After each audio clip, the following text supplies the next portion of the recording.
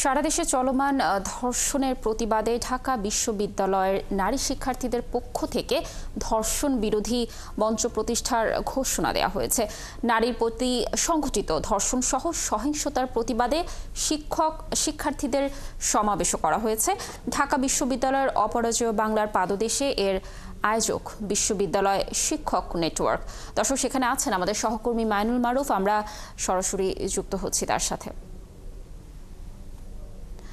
মাইনুল, কর্মসূচিতে কি প্রতিবাদকারীরা যোগ দিয়েছেন?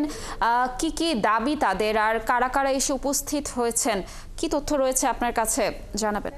গতকাল আমরা দেখেছি যে রোকেয়া হল এবং অন্যান্য হলের ছেলেমেয়েরা এই মুহূর্তে কিন্তু বিশ্ববিদ্যালয়ের শিক্ষক নেটওয়ার্কে কিন্তু যে একটি সমাবেশ চলছে এখানে, যা অপরাজেয় বাংলার সামনে, এবং সেখান থেকে কিন্তু শিক্ষকরা কিন্তু ধর্ষণ বা নিপীড়নের বিরুদ্ধে কিন্তু প্রতিবাদ জানাচ্ছে এবং পাশাপাশি বলছেন ধর্ষণ নিপীড়নের বিরুদ্ধে জিরো টলারেন্স নীতি নিতে হবে রাষ্ট্রকে, এবং সে যেই হোক, অপরাধী যেই হোক, তাকে আইনের আওতায় দ্রুত আনতে হবে এবং দ্রুত সাজা নিশ্চিত করতে হবে। এর পাশাপাশি বলছেন যে বিশ্ববিদ্যালয়গুলোতে, বিশেষ করে ঢাকা বিশ্ববিদ্যালয়ের সাম্প্রতিক যে ঘটনাটি ঘটেছে, একজন ছাত্রীকে হেনস্থার, সেই ঘটনার কিন্তু ঢাকা বিশ্ববিদ্যালয় থেকে একটি তদন্ত দাবি করেছেন, এবং ঢাকা বিশ্ববিদ্যালয়ের এই যে যৌন নিপীড়ন বিষয়ক বা নারী নির্যাতন বিষয়ক যেই কমিটি রয়েছে, সেখানে কিন্তু তারা বলছেন যে 4 দফা দাবি জানিয়েছেন, সেই দাবি বাস্তবায়নের দাবি জানিয়েছেন। পাশাপাশি ধর্ষণ এবং নিপীড়নের বিরুদ্ধে দেশব্যাপী যে এখন যে সমাবেশ চলছে বা আন্দোলন কর্মসূচি চলছে, তার প্রতি তারা পূর্ণ সমর্থন জানিয়েছেন, এবং তারা যেমনটা বলছেন শিক্ষকরা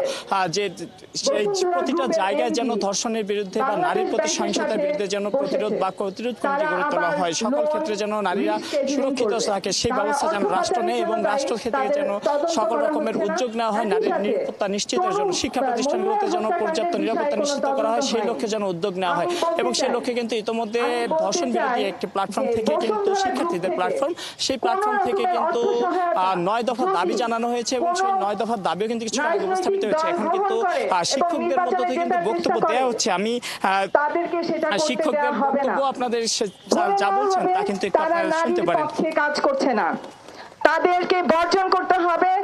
এই নির্বাচনে আমরা বসুন্ধরার অর্থ চাই না, যারা নেবে তাদেরকে নারীরা ভোট দিবে না। আপনারা আওয়াজ তুলুন, নিশ্চয়ই মুনিয়া হত্যার বিচার হবে।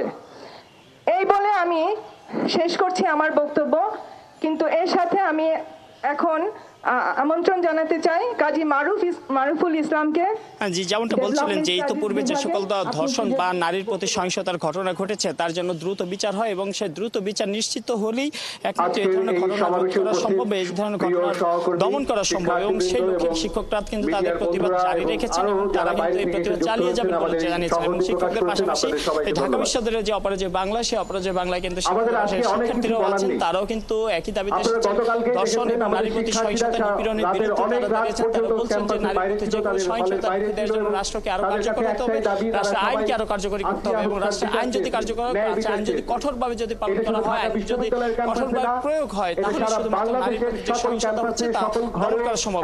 এই মুহূর্তে কিন্তু আরো একজন শিক্ষক কথা বলছেন, তার সাথে মাইনুল, আপনি তথ্য সংগ্রহ করতে থাকুন।